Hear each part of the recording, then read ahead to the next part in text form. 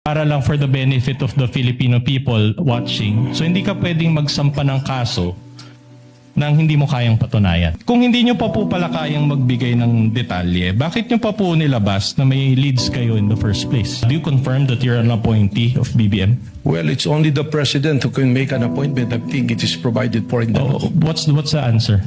Yes. Yes, okay. Did BBM participate in the NBI's investigation in any way? No. No. All right. So don't you consider your appointment as NBI director as participation on the part of BBM? No. No. Okay. All right. You mentioned a while ago that after the affidavit of investigation, it was submitted to the DOJ for evaluation, correct? Further evaluation and finding if there's enough reason to file a case before the regional trial court or the proper courts. All right. And during your direct testimony, you also mentioned that as we speak, it is still pending, correct? That is correct. All right. In other words, in terms of formal charge to be filed in court, that is still not available at this time, correct? It's in the jurisdiction of the National Prosecution Service, which is under the Department of Justice. But insofar as the case that the NBI filed with the DOJ, is it not the case that that charge does not include contracting for the assassination? That is correct. What was filed was grave threat and inciting to sedition.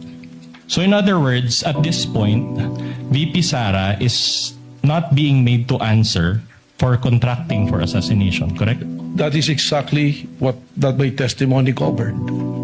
That she is being investigated for contracting a person to kill the president. And that is a continuing threat not only to the life of the president, but to the national security of our country. Not responsive, Your Honor. My question is if she's already being made to answer to that particular charge. Made to answer, counsel, meaning has she been subpoenaed? I'll be more specific. Has she been subpoenaed in terms of contracting for assassination? Well, in this impeachment court, she is being on trial. And that is very well covered by the articles.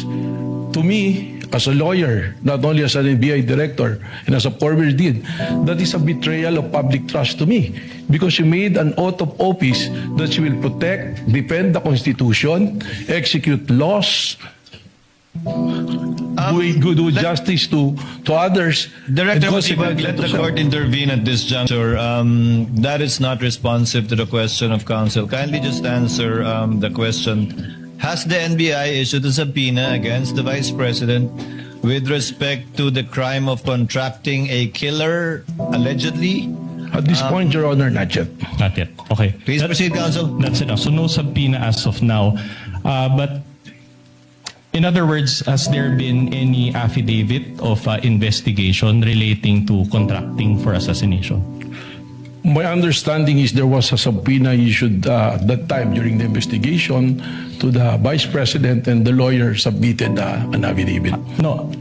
Again, not responsive, Your Honor. I'm talking about an affidavit of investigation executed by the NBI. Not yet. So at this point, would you agree with me that the DOJ has not found any basis for contracting for assassination?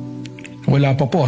So at this point, as of today, there's simply no evidence to warrant the filing of a formal charge for contracting for assassination, correct?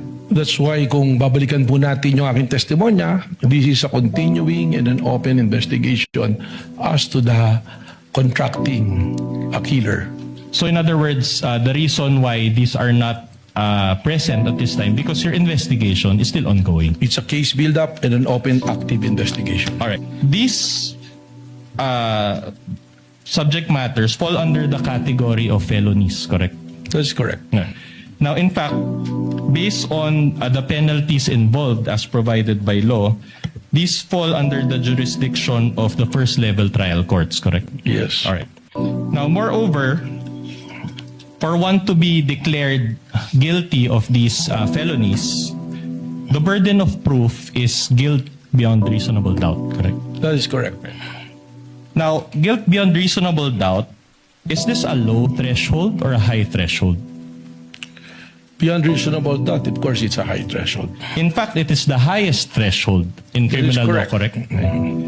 So in other words, para lang for the benefit of the Filipino people watching, so hindi ka pwedeng magsampa ng kaso nang hindi mo kayang patunayan, correct?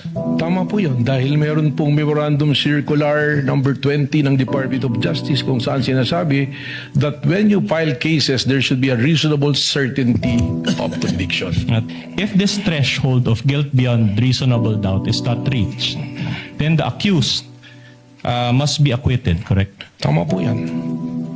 And insofar as grave threats or inciting to sedition, it is the trial courts that will decide that, correct? That is correct. Not the DOJ.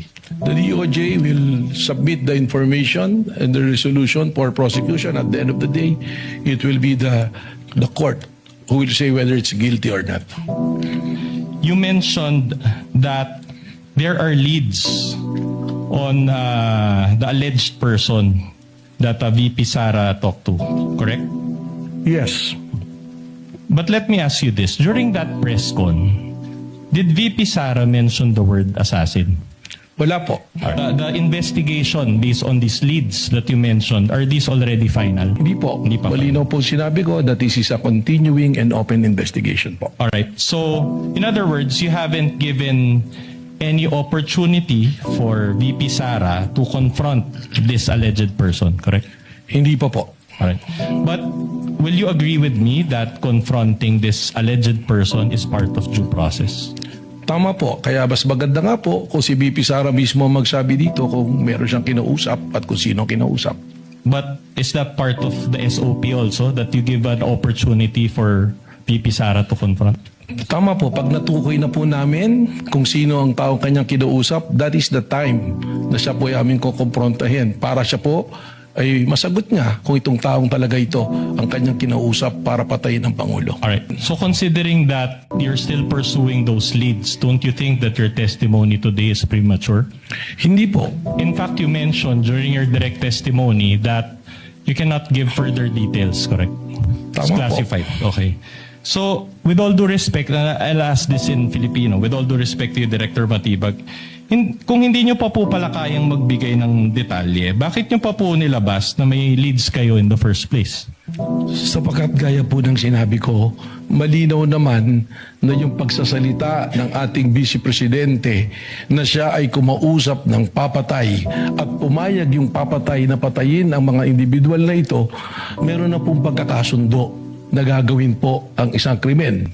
Yeah, but my point is, wouldn't that prejudice your ongoing investigation that you come out here and you make statements that you already have leads? Objection, Your Honor. That is speculative. Witness may answer.